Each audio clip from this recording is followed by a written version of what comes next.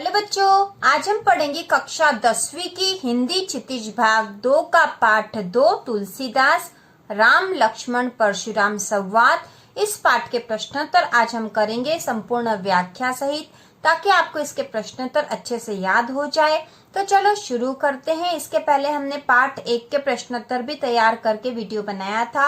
आपने वो वीडियो नहीं देखा हो तो चैनल के प्लेलिस्ट में जाकर देख सकते हो, और इसी प्रकार के और वीडियो देखने के लिए चैनल को सब्सक्राइब कीजिए।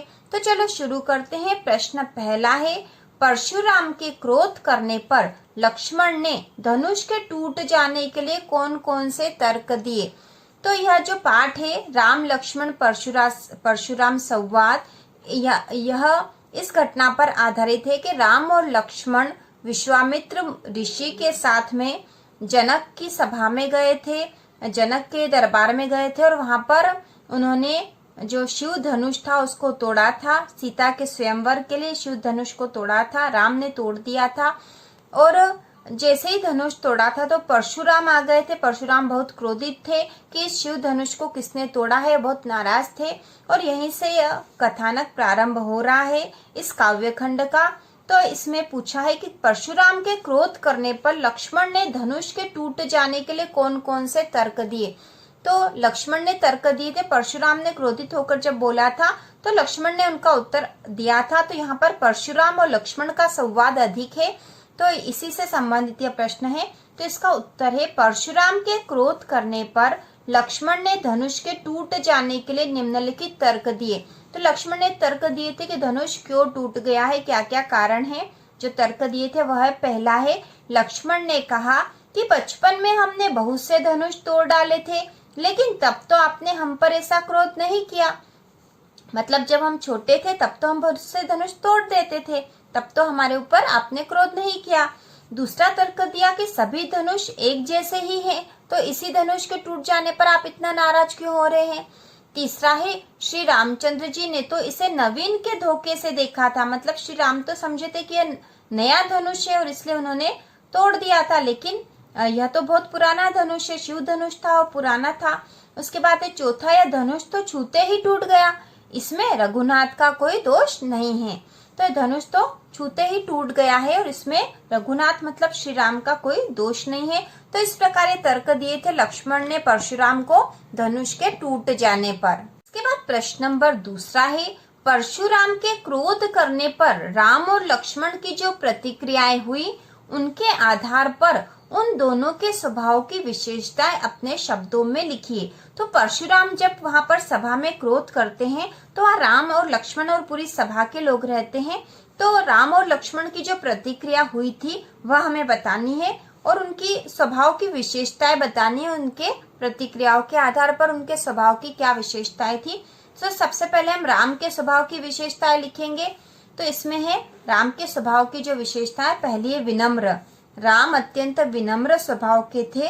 परशुराम के क्रोध करने पर भी उन्होंने स्वयं को उनका दास बताया। तो राम विनम्र स्वभाव के थे, उन्होंने परशुराम को कहा कि मैं तो आपका दास हूँ। उसके बाद है दूसरा है धैर्यवान। राम धैर्यवान है। लक्ष्मण पर परशुराम के क्रोध करने पर भी राम ने धैर्य रखा। तीसरा है मृदुभाषी, मतलब मृदु वाणी में, कोमल वाणी में ही जवाब देते हैं। राम मृदुभाषी है। लक्ष्मण व परशुराम के कटु वार्तालाप के बाद उन्होंने जल के समान शांत करने वाले वचन बोले। मतलब जल के समान शीतल करने वाले शब्द उन्होंने बोले थे, जिससे कि परशुराम का क्रोध शांत हो गया था। इसके बाद चौथा है आज्ञा पालक। राम बड़ों की आज्ञा का पालन करते हैं। तो आपको इसके उत्तर में 4 पॉइंट याद कर लेने चाहिए। 4 पॉइंट के आधार पर आप बाकी का लिख पाओगे। तो राम के स्वभाव की विशेषता है विनम्र, धैर्यवान, मृदुभाषी और आज्ञा पालक।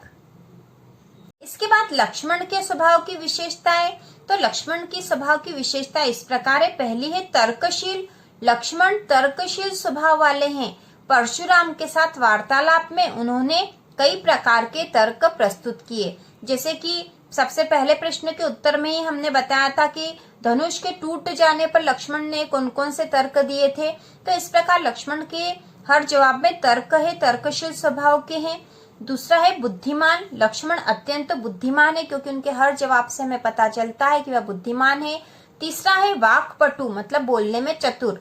लक्ष्मण वाक्पटु है, वे परशुराम की हर बात का उत्तर चतुराई के साथ देते हैं। इसके बाद चौथा है क्रोधी, लक्ष्मण क्रोधी स्वभाव के हैं। परशुराम की बात सुनकर उन्हें बहुत जल्दी क्रोध आ जाता है और इसीलिए वो तर्कपूर्ण जवाब उनको तुरंत ही दे देते हैं।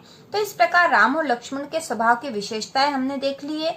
राम के स्वभाव की 4 विशेषताएं थी, विनम्र, धैर्यवान, मृदुभाषी और आज्ञापालक। उसी प्रकार लक्ष्मण के स्वभाव की 4 विशेषताएं भी है, तर्कशील, बुद्धिमान, वाक्पटु और क्रोधी।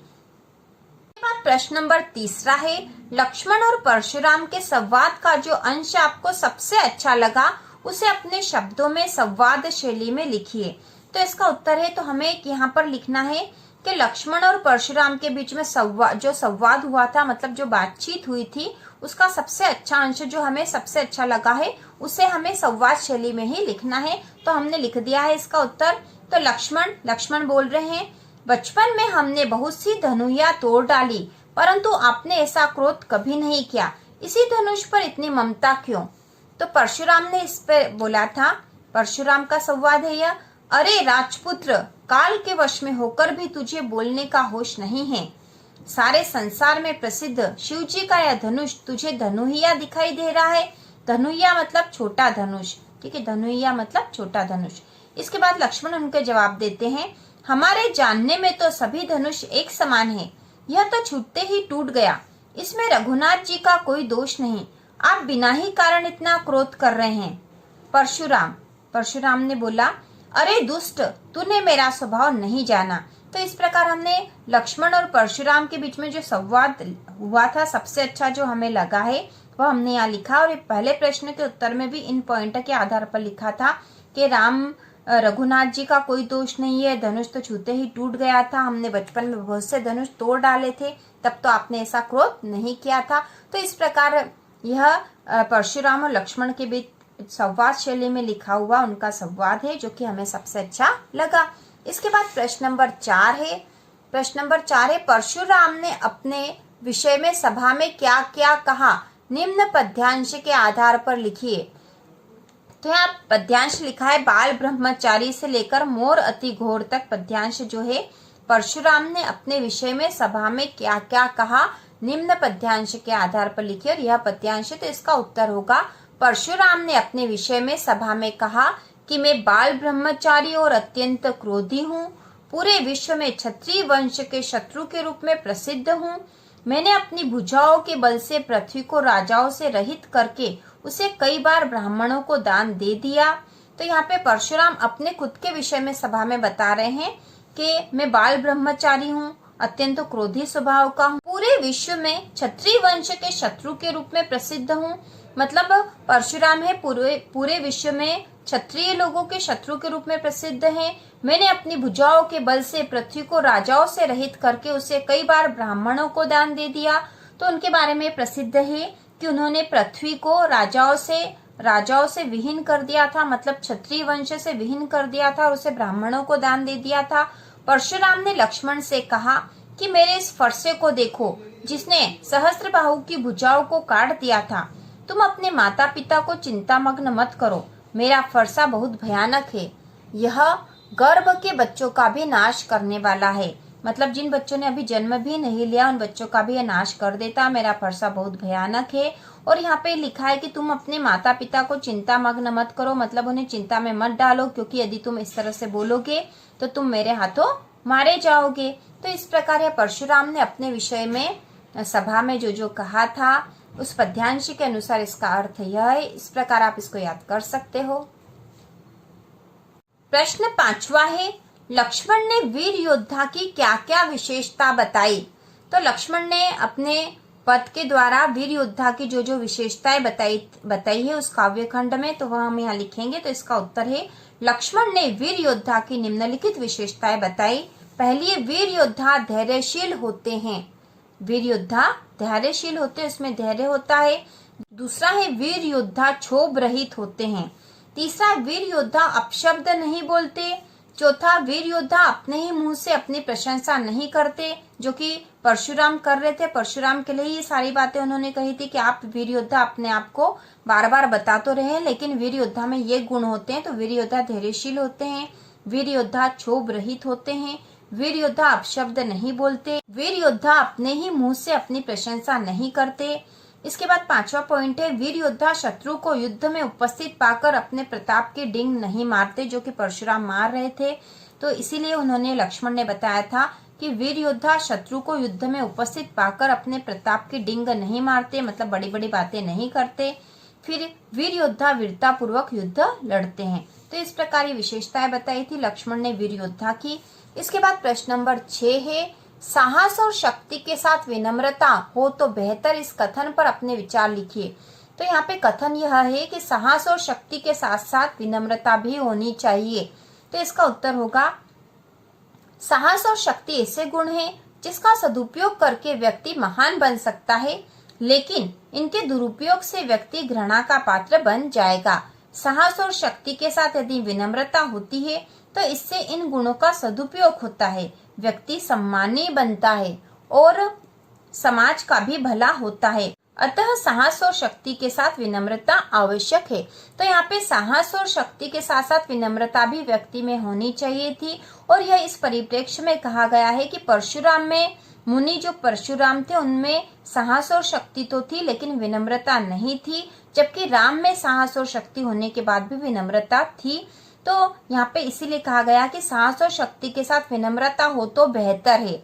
तो साहस और शक्ति ऐसे गुण है जिसका सदुपयोग करके व्यक्ति महान बन सकता है। साहस से और शक्ति से व्यक्ति महान बन सकता है, लेकिन इनके दुरुपयोग से व्यक्ति घृणा का पात्र बन जाएगा, मतलब लोग उससे नफरत करने लगेंगे यदि व्यक्ति अपने साहस और शक्ति का दुरुपयोग करेगा। तो साहस और शक्ति के साथ यदि विनम्रता होती है तो इससे इन गुणों का सदुपयोग होता है, व्यक्ति सम्मानीय बनता है और समाज का भी भला होता है। अतः साहस और शक्ति के साथ विनम्रता आवश्यक है। इसके बाद प्रश्न नंबर 7वां है, भाव स्पष्ट कीजिए। इसमें क वाला जो है, बिहसी लखनऊ से लेकर फूकी पहाड़ों तक का जो पद है इसका भाव स्पष्ट करना है। तो इसका उत्तर होगा, लक्ष्मण हंसकर कोमल वाणी में बोले, अहो मुनिवर, आप अपने आप को बड़ा भारी योद्धा समझते हैं, बार बार मुझे कुल्हाड़ी दिखाते हैं, फूंक से पहाड़ उड़ाना चाहते हैं। तो यहाँ पे इसका भाव है कि लक्ष्मण के कहने का अर्थ है कि वे परशुराम से नहीं डरते।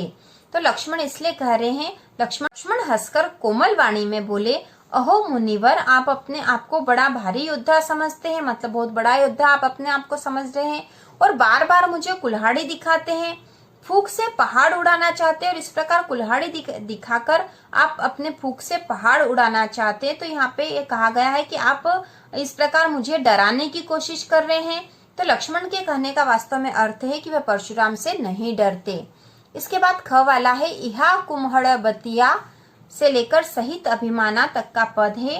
तो इसका भाव है, उत्तर होगा इसका, लक्ष्मण कहते हैं यहाँ कोई कुम्हड़े की वतिया अर्थात छोटा फल नहीं है या कमजोर नहीं है। ठीक है, कुम्हड़े की वतिया मतलब छोटा फल या फिर कमजोर इंसान होता है। तो यहाँ पे हम छोटा फल ही लिखेंगे। लक्ष्मण कहते हैं कि यहाँ कोई कुम्हड़े की वतिया अर्थात छोटा फल नहीं है जो तर्जनी उंगली को देखते ही मर जाती है। कुठार व धनुष बाण देखकर ही मैंने कुछ अभिमान सहित कहा है। तो यहाँ पर लक्ष्मण फिर परशुराम पर व्यंग करते हुए कह रहे हैं कि कुठार मतलब उनकी कुल्हाड़ी और धनुष बाण देखकर ही मैंने अभिमान के साथ आपको ये कहा है कि यहाँ कोई कुम्हड़े की वतिया नहीं है जो छोटी उंगली देखकर भी डर जाएंगे। तो यहाँ लक्ष्मण का भाव है कि वे परशुराम के फरसे व धनुष बाण से नहीं डरते, उन्हें बालक ना समझा जाए, वे वीर हैं। इसके बाद अगला जो ग वाला पद है, गाधी सुनु कह हृदय बूझ अबूझ। तो यहाँ पे गाधी सुनु मतलब गाधी के पुत्र, यहाँ पे विश्वामित्र को कहा गया, गाधी सुनु मतलब विश्वामित्र है। तो इसका उत्तर होगा, परशुराम ने जब कहा कि मैं लक्ष्मण को बिना मारे छोड़ रहा हूँ, केवल तुम्हारे मतलब यहाँ पे उन्होंने कहा था विश्वामित्र को, केवल तुम्हारे प्रेम के कारण। ठीक है, तुम्हारे यहाँ पे आ जाएगा, केवल तुम्हारे प्रेम के कारण मतलब विश्वामित्र के कारण ही उन्होंने लक्ष्मण को छोड़ दिया था, ऐसा वो विश्वामित्र से कहते हैं। तब विश्वामित्र ने मन में ही हंसकर कहा, परशुराम को हरा ही हरा सूझ रहा है। अर्थात वे श्री राम लक्ष्मण को साधारण क्षत्रिय ही समझ रहे हैं। ठीक है, हरा ही हरा सूझ रहा मतलब सब सरल ही सरल दिख रहा है। इसका अर्थ है कि वे राम लक्ष्मण को साधारण क्षत्रिय ही समझ रहे हैं, किंतु यह लोहे की बनी हुई खांड है, मतलब यह बहुत मजबूत लोग है, गन्ने की नहीं। मुनि अब भी इनके प्रभाव को नहीं समझ पाए हैं। तो विश्वामित्र के कथन का भाव है कि परशुराम लक्ष्मण को साधारण बालक ही समझ रहे हैं, वे उनकी शक्ति और वीरता को नहीं जानते। तो इस प्रकार इस पद का अर्थ होगा। और यदि आपको पद के अर्थ भी सीखने हैं तो आप कमेंट करके पूछ सकते हो, तो उससे संबंधित वीडियो भी हम बनाएंगे। इसके बाद अगला जो प्रश्न नंबर 8 है, पाठ के आधार पर तुलसी के भाषा सौंदर्य पर 10 पंक्तियां लिखिए। तो बहुत आसान है यह। तो इसका उत्तर होगा, तुलसीदास जी की भाषा अवधी भाषा है, उनकी भाषा में सरलता, सरसता और प्रवाह है। तीसरा है, दोहा व चौपाई छंद का प्रयोग किया गया है। उन्होंने अनुप्रास, उपमा, रूपक आदि अलंकारों का यथोचित प्रयोग किया है। उनकी भाषा भावों को व्यक्त करने में सर्वथा सार्थक है। उनकी भाषा में संगीतात्मकता है। उनकी शैली अत्यंत रोचक है। इसके बाद अगला पॉइंट है, प्रसंग के अनुसार उन्होंने व्यंग्यात्मक शैली का प्रयोग किया है, क्योंकि इस काव्य खंड में व्यंग्यात्मक शैली का बहुत अधिक प्रयोग हुआ है। उसके बाद उनकी भाषा में लोकोक्ति व मुहावरों का सुंदर प्रयोग हुआ है और उनकी भाषा वीर रसपूर्ण है। तो इस प्रकार तुलसी के भाषा सौंदर्य की जो भाषा सौंदर्य है उसकी 10 पंक्तियां हमने लिख दी है। इसको फिर से हम देख लेंगे। तुलसीदास जी की भाषा अवधी भाषा है और उनकी भाषा में सरलता, सरसता और प्रवाह है। उन्होंने दोहा व चौपाई छंद का प्रयोग किया है। उन्होंने अनुप्रास, उपमा, रूपक आदि अलंकारों का यथोचित प्रयोग किया है। उनकी भाषा भावों को व्यक्त करने में सर्वथा सार्थक है। उनकी भाषा में संगीतात्मकता है। उनकी शैली अत्यंत रोचक है। प्रसंग के अनुसार उन्होंने व्यंग्यात्मक शैली का प्रयोग किया है। उनकी भाषा में लोकोक्ति व मुहावरों का सुंदर प्रयोग हुआ है। उनकी भाषा वीर रसपूर्ण है। तो ये उनके भाषा सौंदर्य की विशेषताएं हैं। इसके बाद प्रश्न नंबर 9 है, इस पूरे प्रसंग में व्यंग का अनूठा सौंदर्य है, उदाहरण के साथ स्पष्ट कीजिए। तो इसका उत्तर होगा, राम लक्ष्मण परशुराम संवाद में व्यंग का अनूठा सौंदर्य है। तो उदाहरण के साथ अब हम स्पष्ट करेंगे। तो पहला है, प्रसंग के प्रारंभ में परशुराम के क्रोध करने पर राम स्वयं को उनका सेवक बताते हैं।